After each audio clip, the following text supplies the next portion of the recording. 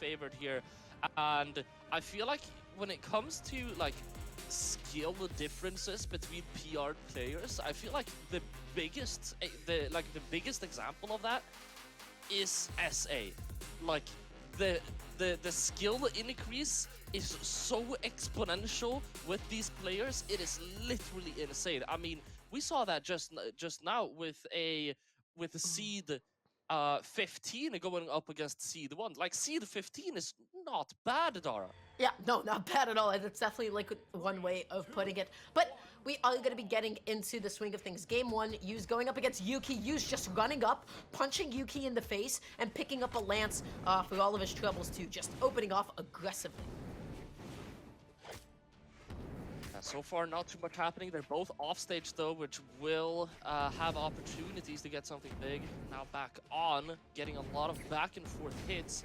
Nothing really happens. You know, they're just kind of feeling it out, Dara. They don't really want to go in too deep off the get-go. They want to take things maybe a little bit slow for once in the South American region. Oh yeah, for sure. Definitely a little bit more patient. But Yukki coming in with that side light, looks for that recovery. Little neutral to be able to get Yuz off of him. And then back in with the down. And they're definitely exchanging a plethora of hits, almost catching that dodge. That neutral could have been it if Yuz connected it, because Yukki had no dodge. Now onto the bow. Great opportunities for a KO here. He's going to be throwing out that D-Sig, which isn't going to be connecting. Tries to get the KO off of the anti-air instead. But now Yukki has a opportunity to get this KO. He has the axe in hand. He has Nair, recovery, N-Sig, all of these great options. That N-Sig would have also connected. It's just that the first attack dealt a little bit too much knockback, and Yuz had used up an air dodge in the air. So that was just like a slight spacing issue, but I really like the idea nonetheless. But Yukki coming back in, okay, this could be really huge. Be extremely huge. N-Light coming out. We're not going to be seeing the KO just yet, though. Ground Pound would have been it if it weren't for Yu's recovery, which is going to give him the first strike of the set. We are talking, if you look at Yu's HP, like, we're talking barbecue HP. It does not get more barbecue than this. Oh, yeah. All right, dashing in, dashing out, just jumping in place, going out there for the ground pound. Yuz, what's wrong with you? Okay, that was absurd, Polly. Yukki just almost lost their stock so early. Luckily was able to fight their way back, was able to get that stock off with a recovery. But oh my god, that was way too close. Very close indeed, and still now Yuz having a very big lead here in the damage on the lands. But Yukki doing a really good job with that NSA off the top with the Katars. So far, it's looking like Yuz is controlling a lot of the grounded play, whereas Yukki really is thriving on the aerial side. Oh yeah, absolutely. Okay, just waiting a little tiny bit here. Tries to go for that GC Ensig. Love the idea. Coming back in with that recovery. And just waiting a second here, right? This is such a patient game. And then when they start pressing buttons, they get in there. Yuz gonna just be piling on the damage, looking for the recovery KO. Oh yeah, as soon as you press one button, I mean, it's like chocolate. You can't only have one. If you get one attack, you have to follow up with another and another and another until you just fail. Turns out these guys are pretty good, so they don't fail very often, Dara. There's no self-control, man. You take a little piece off it, what, you're gonna eat like a single square? What's wrong with you? No, you're gonna be, eating half the button. Oh man, Yuz is eating today. He's got quite the lead for himself. He's eating good. He's eating good right now. Yeah, you can't only have one square. Before you say you'll only have one square, and before you know it, you're sitting in the couch watching Nickelodeon eat. I mean, you've eaten 4 kilograms of milk chocolate. That is probably the best analogy to explain the type of gameplay we're watching right now. Because oh man, are they going in hard whenever there is a opening opportunity. So far, in the later moments of this match, there's actually pretty slow neutral. Pretty slow neutral, but I was also going to point out, Yuz loves committing off stage. This is something that I see that is like quite characteristic of his gameplay, right? He goes out there, he just threatens you so much with your position, and more often than not, he opts for that high risk, high reward option. It definitely came into play. He was able to get that stock off, and all of a sudden, he's going to be taking that game. He is indeed, and I'm not sure if you saw, were there any legend swaps? But they went by so quickly. Oh, we're seeing one Yuki going over to the Tigress.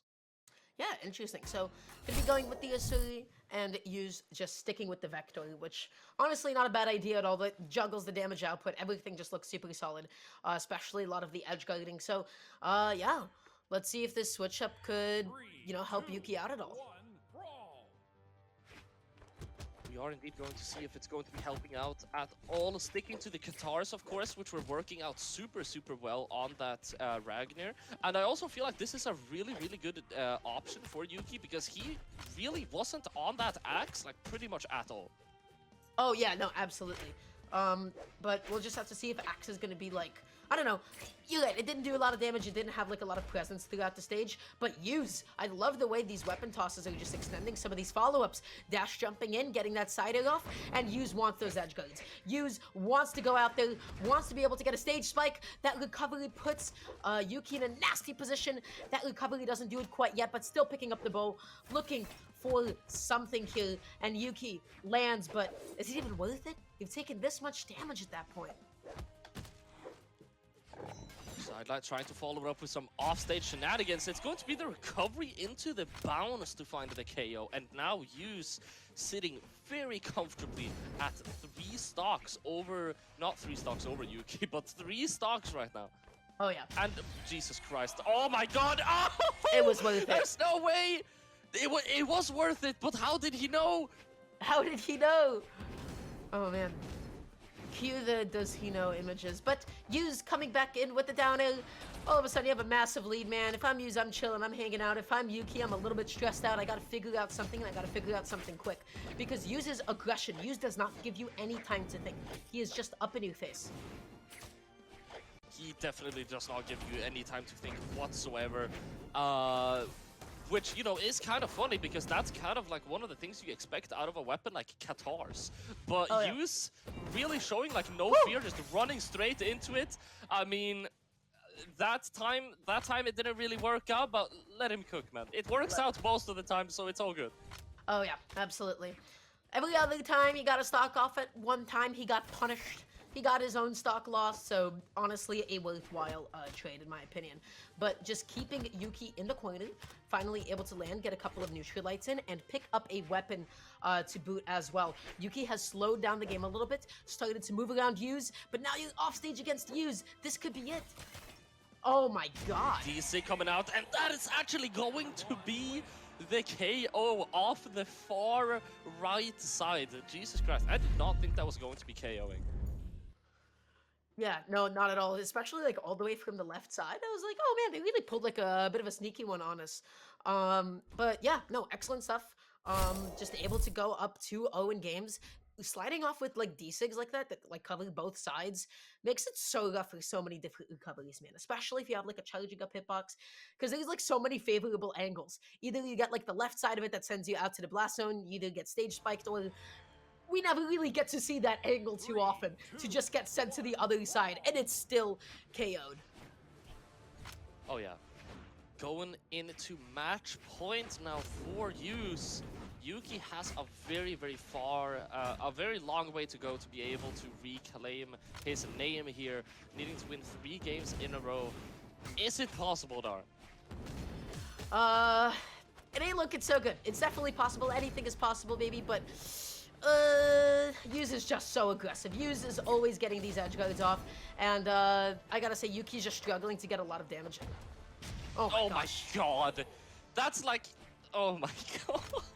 The one thing I love, again, it's the all or nothing callouts. It's like he ground pounced, it was like a bait, made him think he's trying to recover back to the stage, and then he just ground pounds like in the perfect area. Use is so good at doing things like that. Oh yeah, for sure. Okay, just jumping on in. Gonna be looking for that side light. Able to do so successfully.